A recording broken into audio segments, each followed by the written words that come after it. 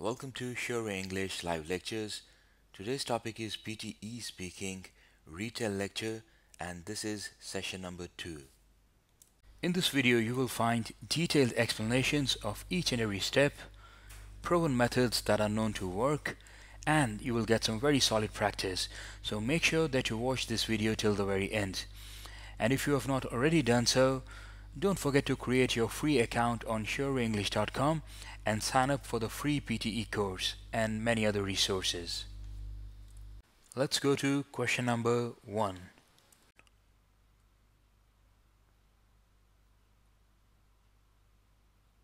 So I have to confess that I like the story a lot, but I actually like drama on a smaller scale. So Bernice bobs my hair, bobs her hair is actually my favorite story among the Fitzgerald stories, and I hope that you see why. It's about reversion to an original type and an unknown future. So Fitzgerald.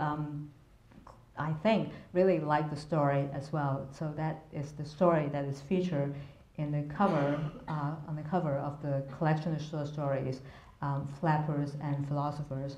And if the word flappers, if that doesn't ring a bell right away, this is an image of the very famous flappers of the 1920s, people who bob the hair and wear short skirts, shoulder legs, and so on. So the flappers. So you guys know that the story is really about someone who's becoming a flapper. So Bernice is going to, has in fact cut off all her beautiful hair, tons and tons of hair. She's cut it off, has it cut off. But it turns out that that's exactly the wrong hairdo for her. So she's very, very ugly after that. And her beaux stop, her beaux lose all interest in her. And she has one person to thank, her cousin.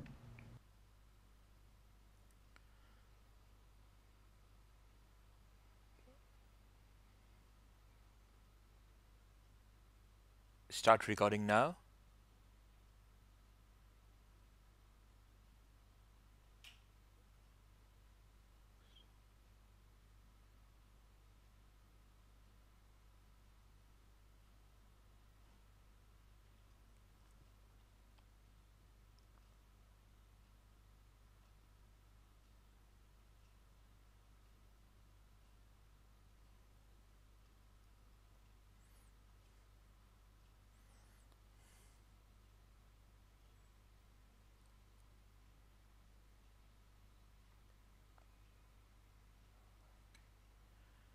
Alright, so have you finished recording?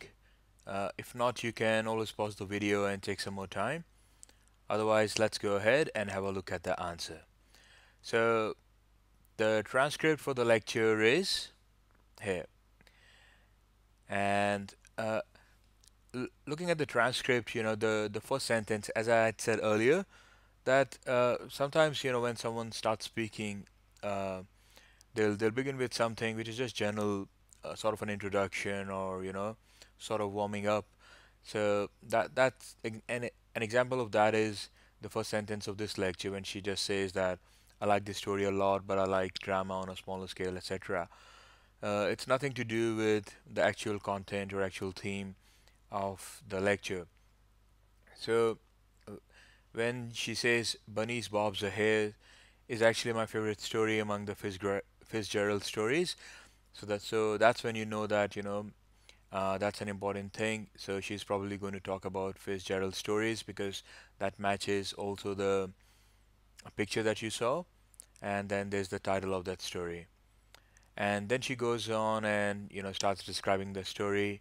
Really like the story, and then describes what a flapper is. So people who bob their hair and wear short skirts, etc. And then what happens to bunnies in her attempt to become a flapper.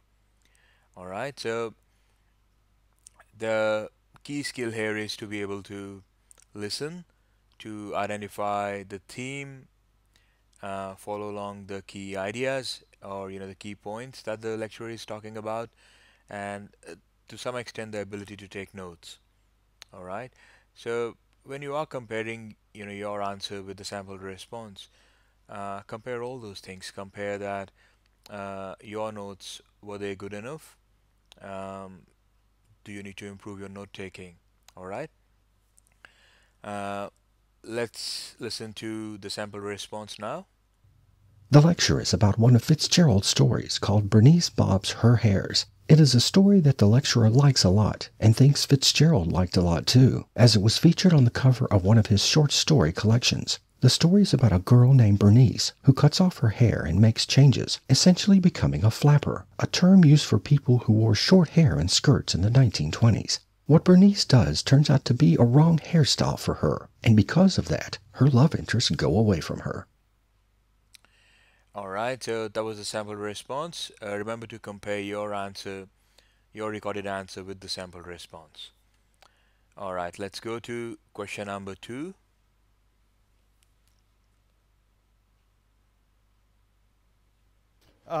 So the first concept and the easiest way, I think, to understand black holes is the concept of the escape velocity.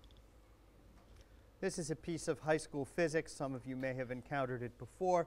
And it just means how fast you have to go to escape from the gravitational field of a given object. If you go outside and you shoot up a rocket ship or something like that, how fast do you have to shoot it up so that it doesn't fall back to the Earth?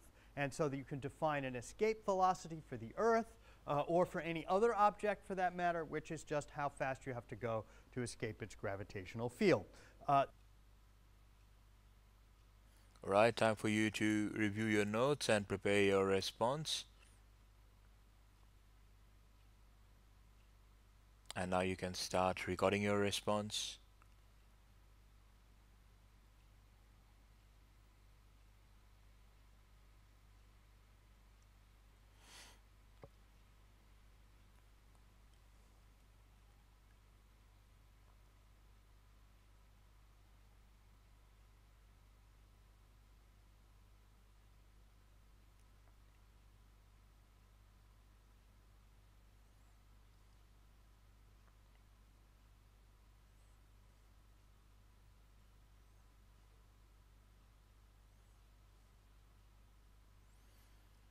All right, so let's go ahead and look at the answer. The transcript of the lecture is here, and the lecturer, he begins by saying the first concept to understand black holes is the concept of escape velocity.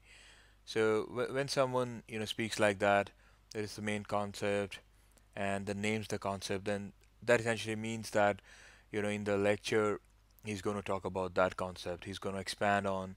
He's going to explain about that concept, and that's what he does. So he goes on and talks about what the escape velocity is. So next sentence, when if you close your eyes and you listen to this, you'll first hear black holes, then escape velocity. Then the next sentences, such as this is a piece of high school physics, some of you may have encountered it before. Now, this has no relevance. This is not the, this is just a like some additional um, sentences in the speech. They have nothing to do with the core concept or the core theme of the lecture, so you can ignore that. No need to remember that, note down that, and then just go to, just be focused on listening to and remembering the core concepts and what it's about. All right, so and then next goes on and talks about how fast do you have to shoot it up so that it doesn't fall back to the earth. So that is the escape velocity, and in other words, how fast you have to go to escape the gravitational field of earth. All right, let's listen to a sample response now. The lecture is about black holes and escape velocity, which is a very important concept related to black holes. Lecturer defines escape velocity as the speed with which something will have to go to escape the gravitational field of an object, such as Earth. Escaping here means going out and not falling back on the surface. All right, so pretty much just what we discussed. The overview sentence tells that the lecture is about black holes and escape velocity, which is a very important concept related to black holes. and then just explains what the black hole is. Now, just like other speaking questions, even if they give you 40 seconds and let's say you have finished your response in 25 seconds, then don't just wait for either the microphone to close down or for the time to run out. You can simply go to the next question. All right, don't just wait there. All right, so compare your response with the sample response. Just a minute before we go on to the next slide. Please subscribe to the channel if you have not already done so. Do it now. It takes only a second and you will never miss a lecture. And please also remember to like the video and leave a comment. We love hearing from you. Go to question number 3.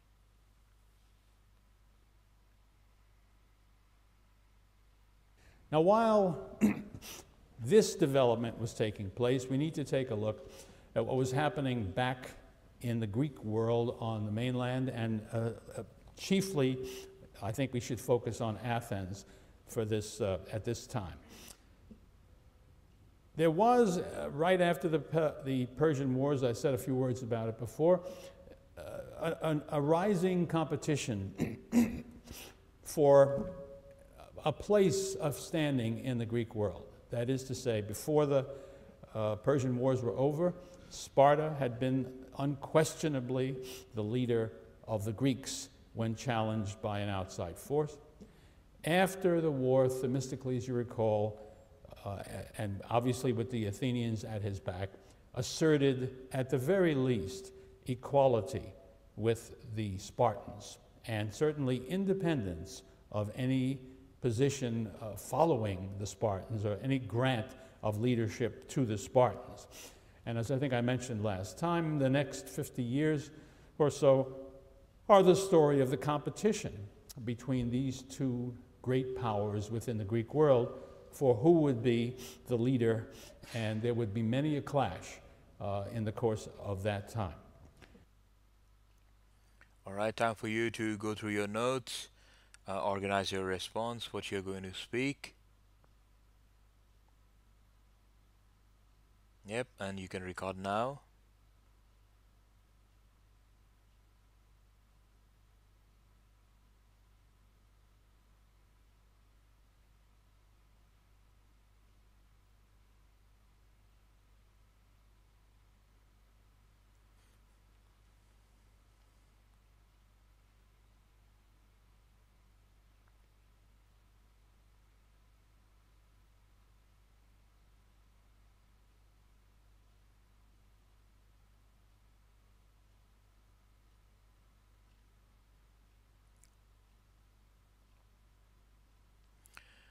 All right, we'll go ahead and look at the sample response, but before that, let's just look at the picture. So, most of these lectures, they are accompanied with a picture. So, by looking at the picture, what do you see? You see Athens and Sparta.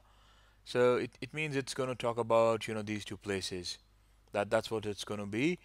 So, when you are listening, when the lecture starts, that's essentially what you'll try to listen for. Okay, now let's look at the transcript. So that's what it takes. That says, starts with, while this development was taking place, we need to take a look at what was happening in the Greek world on the mainland. So the Greek world means where Sparta and Athens they were. So and then tells that after the Persian War, a competition started, for supremacy in the Greek world, and Sparta had been the leader, but after the war, Themistocles, and with it, other Athenians supporting him, wanted equality with the Spartans, and then says that over the next 50 years, so these two powers, that is Athens and Sparta, they clashed a lot for who is the leader of the Greek world. All right, let's hear the sample response. The lecturer talks about Greece and the power struggle between Athens and Sparta. Before the Persian Wars, Sparta had been the leader of Greece. But after the wars, Athens became a contender for supremacy. Themistocles, who was the leader of the Athenian people, wanted equality with Spartans. In the next 50 years, the two powers clashed and competed for power in the Greek world. All right, so I hope you appreciate how, in the sample response, they reframed some of the sentences. So for example, saying the two powers competed and clashed for supremacy in the Greek world, and even though it's not clearly said that Themistocles was the leader, right? But just by looking at the sentence, that's something that you can infer. When they say that Athenians were at its back, means he was leading. So that's the kind of deduction, that's the kind of meaning that you can draw out from the passage when you're listening, and try to say it in your own words, in your own way. That will get you better marks. That will get you a better score. Okay, compare your response with the sample response, and then let's go to question number 4.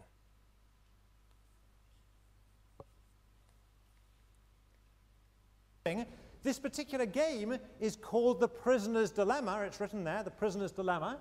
All right, notice it's prisoners plural. And we mentioned some examples last time. Let me just reiterate and mention some more examples which are actually written here so they'll find their way into your notes. So for example, if you have a joint project that you're working on, perhaps it's a homework assignment, or perhaps it's a video project like these guys, that can turn into a prisoner's dilemma. Why? Because each individual might have an incentive to shirk. All right? Price competition. Two firms competing with one another in prices can have a prisoner's dilemma aspect about it. Why? Because no matter how the other firm, your competitor, prices, you might have an incentive to undercut them. If both firms behave that way, prices will get driven down towards marginal cost and industry profits will suffer. In the first case, if everyone shirks, you end up with a bad product. In the second case, if both firms undercut each other, you end up with low prices that's actually good for consumers, but bad for firms. And let me mention a third example. Suppose there's a common resource out there. Maybe it's a fish stock, or maybe it's the atmosphere. Right? There's a prisoner's dilemma aspect to this too. All right, so review your notes and prepare your response. And you can record now.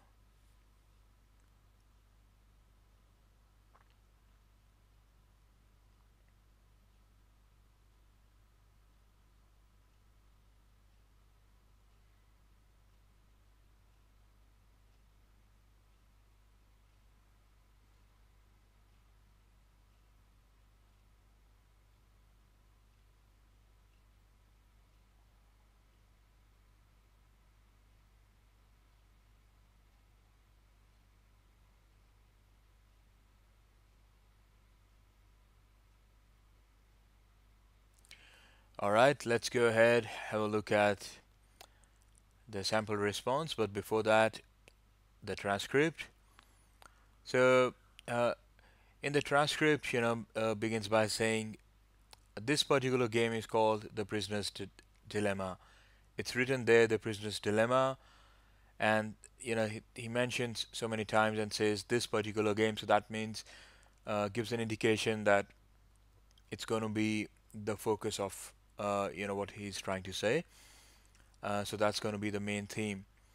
And then he says, let me give some examples. So he starts by giving examples, one of which is the joint project, right? Then the second one is price competition, and then the third one he says is about the common resources.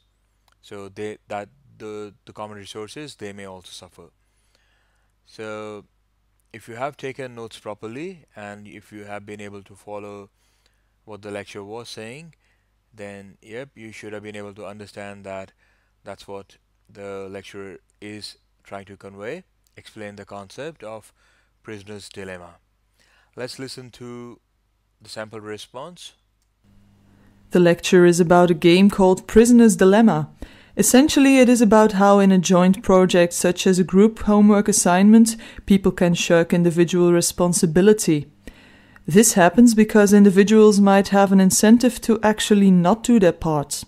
This happens in other areas such as price competition between firms, where one firm can feel it has an incentive to price lower than the competitor. Eventually, this can result in both firms making lesser profits. This is also seen with other common resources such as fish stock and atmosphere. Alright, now compare your response with the sample response. Did you cover all the key points? Did you mention the joint project? Did you mention the price competition between the firms? And did you mention the common resources such as atmosphere as examples of some of the things which can be affected by prisoner's dilemma? Alright, and of course, did you give an overview? Did you explain what the lecture is going to be about in the very beginning by saying something like the lecture is about a game called Prisoner's Dilemma, yep, which is about joint responsibility and people not fulfilling their part, something like that. So you should have given an overview sentence like that. Alright, let's go and look at question number 5 now.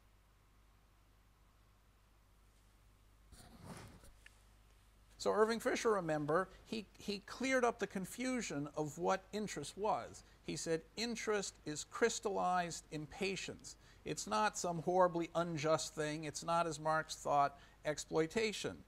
But Shakespeare had discovered all this 300 years before. Now, when I was your age, or a little bit younger than you in high school, we all had to read The Merchant of Venice. I have 2 Indian co-authors and who are vaguely my age, maybe a little bit older, but anyway, they grew up in India, and they had to learn The Merchant of Venice. And actually, they learned it a lot better than I did. They both have memorized The Merchant of Venice. They can recite almost the entire thing by heart. And, but anyway, when I was in high school, it was completely typical to study The Merchant of Venice. I wonder how many of you have actually read it. Who's read The Merchant of Venice? Okay, well, whoa, this is Yale. I'm shocked. Okay, so a quarter of you have read it. Well, I recommend to the other 3/4 that you do read it now. But the way the play is read now, that's the whole story. And I don't think it's the whole story. In fact, I think it's quite an unimportant part of the story. I think the heart of the story is Shakespeare's commentary on economics. And so I'm going to try and argue in the next 10 minutes that Shakespeare was not only a great writer, a great psychologist, but a great economist. Alright, time for you to organize your response.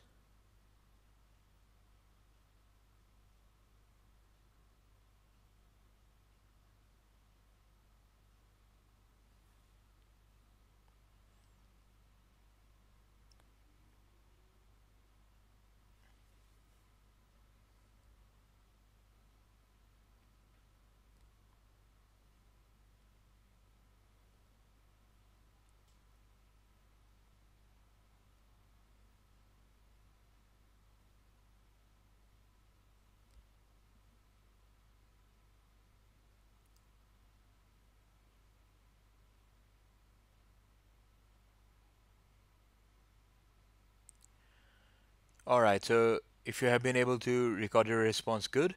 Otherwise, you can pause the video and do that. And then let's go and have a look at the transcript. So that's the transcript. And the lecturer, the professor starts by talking something about Irving Fisher, that he cleared up the confusion of what interest was. Then he said interest is crystallized impatience. So that means, he's probably going to talk something about interest. But then he goes on to say that Shakespeare had discovered all of this 300 years ago. And then he talks a lot about Merchant of Venice. All of that is not relevant because it's not related to, the key concept that how exactly Merchant of Venice illustrates the concepts of interest, in money, interest, economy, etc. So there's a lot of a reference to that he read it in high school, how many people have read it in the class, etc., etc. All of that is just extra information. It's not relevant to the main theme. So when you are listening to the lectures like this, always keep it in your mind. Don't let yourself be sidetracked by this kind of extra information. Keep yourself focused on the main. Then it comes to the main point, that the heart of the story, the focus of the story is Shakespeare's commentary on economics, and then that the lecturer thinks that Shakespeare was a great economist. Alright, let's listen to the sample response, and you should compare your response with this sample response. The lecturer speaks about interest, and he begins with a definition that Irving Fisher gave, which is that interest is crystallized in patience. The view is different from that of Marx, and the lecturer says that this was shown by Shakespeare in his work, The Merchant of Venice. According to the author, this book was a lot about economics and topics such as interest. Because of this, the lecturer even thinks that Shakespeare was not just a great author, but also a great economist.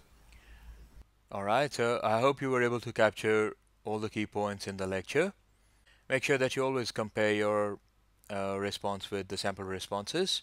So with that, we come to the end of this lecture. Don't forget to sign up for a free course on SureWayEnglish.com. All the best.